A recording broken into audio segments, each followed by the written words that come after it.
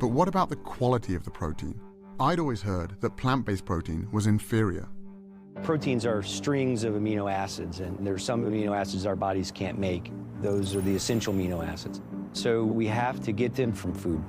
And one of the arguments about animal-based proteins being superior is that plant-based proteins aren't complete, so you're not going to get all the amino acids, and that's a fallacy as well. Again, I was surprised to discover that every single plant contains all the essential amino acids in varying proportions. And when it comes to gaining strength and muscle mass, research comparing plant and animal protein has shown that as long as the proper amount of amino acids are consumed, the source is irrelevant.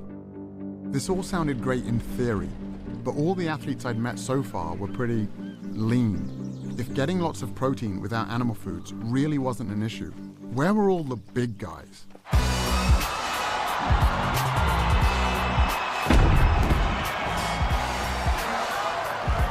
Kendrick Farris was the only male weightlifter to represent the United States at the 2012 and 2016 Olympic Games.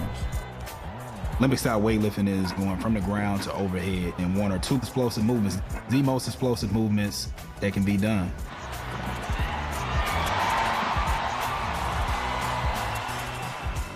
When I made the switch to a plant-based diet, they were like, I don't know how you're gonna lift that much weight, and you're not gonna be eating anything, you're just gonna eat grass, like how are you gonna be strong?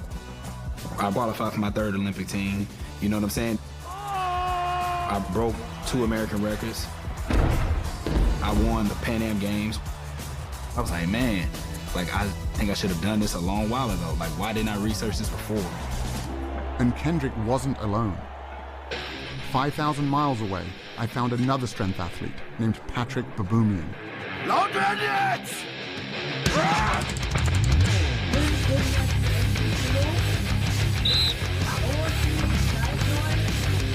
Patrik is one of the strongest men on the planet, with multiple world records, including the front hold, the keg lift, and the log lift.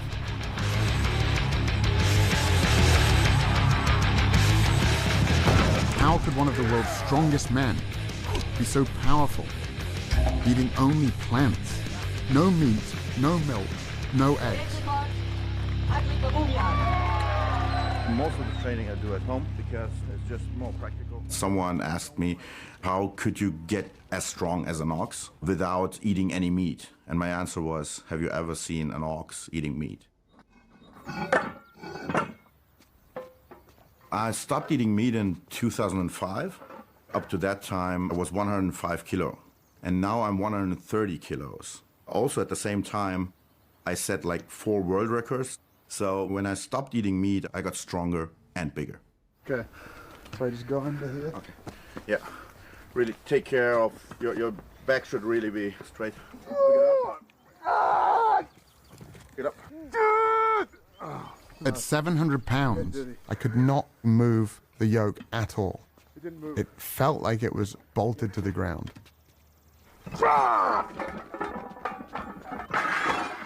And that was just his warm-up weight.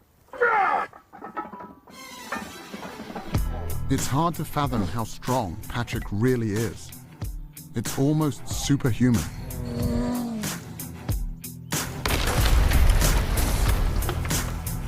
When I met Patrik, he was training to break the world record for the heaviest weight ever carried by a human being. To break that record, Patrik would have to carry 1,224 pounds. That's the weight of a horse, a distance of 33 feet. The thing with the yoke is, if you really, really go insane with the weight, when you do a step and all the weight is on one leg, it sometimes feels like your bones could just break. It's probably one of the most terrifying things that we do at strongman events.